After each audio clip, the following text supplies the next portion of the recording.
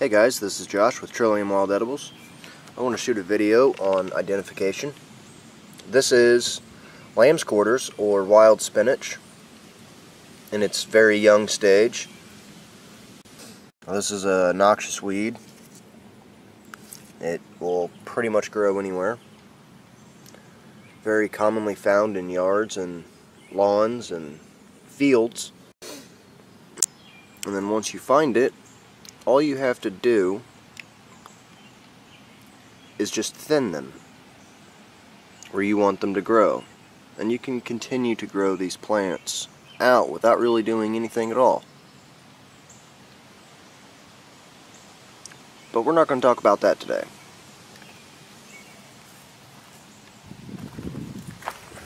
You can see these waxy crystals here.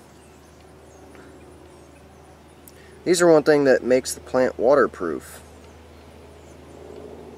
As you can see, they rub off rather easy. This is one of the major identification factors of Lambsquarters. Now, this is a common feature in a lot of plants in the Chenopodium family, which is the family, I should say, that Lambsquarters is in. You're going to find these waxy crystals on a lot of the Chenopodiums. You know, like Mexican tea, New Jersey tea, I think, is one of them. Toad flax. There are several varieties of them, and most of them you don't want to eat the leaves raw. Not because they'll kill you, they just will upset your stomach a little bit. They're hard to digest, and it's because of these crystals here, these waxy like. Now, wild spinach will grow, as you can see, very, very tall. It does have a toxic look-alike, and one of those is the Nightshade. But not to worry, as the Nightshade does not have these distinct waxy crystals. Nightshade also does not grow this tall. So that's another key identification factor. These kind of spear or lance-shaped leaves that are toothed, as you can see. There are variations throughout a lot of the leaves. There are several variations of leaves here, as you can see. You know, like for example, this one has these lobes here on this side. On the left side of it, or the right side as you're looking at it into the camera, you see two lobes over there, and then over here on this one's rather uniform in shape until you get back here. So the leaves, you can't really say there's a definitive shape to the leaves, but there is.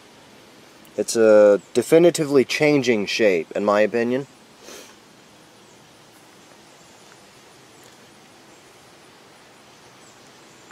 Now, this plant does flower, but it is not time for the flowers yet. Whenever it does flower, they will come out of here.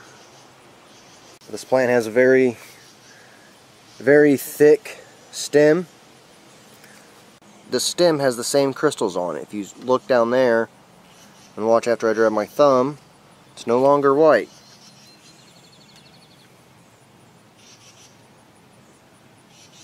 And you can see the stuff there. You can see those waxy crystals on my thumb. The entire plant is covered in these crystals.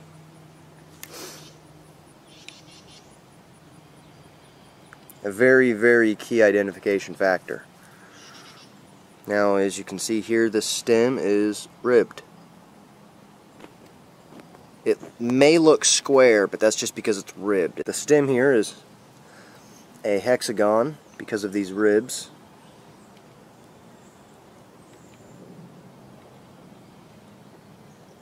And you can see the ribs there. Notice something else about wild spinach is each node has a purple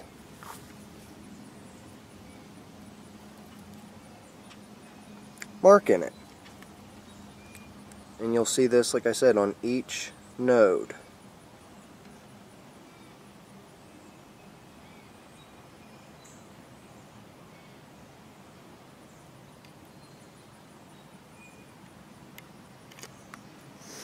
And go to another plant over here so you can see that it too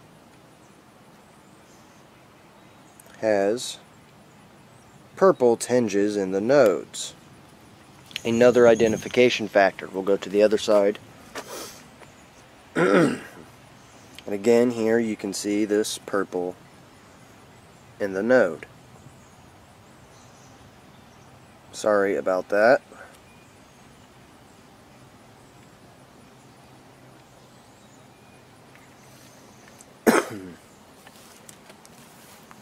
As you can see, there is plenty of ways to separate this plant from a nightshade, just on the things that I've shown you, like the waxy crystals, it being waterproof, these crystals rubbing off, and it not being hairy anywhere. There's no hair on this plant. It may look hairy from a distance, but that is those waxy crystals. Its stem, main stem, will be ribbed once it gets to this size.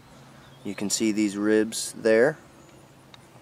You're going to see red tinges in all of the nodes.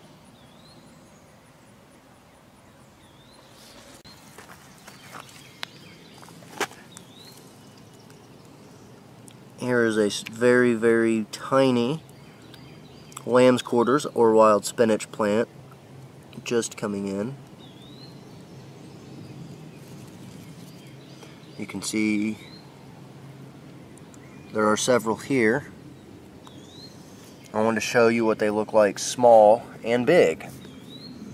Here is a really tiny one that has just been massacred.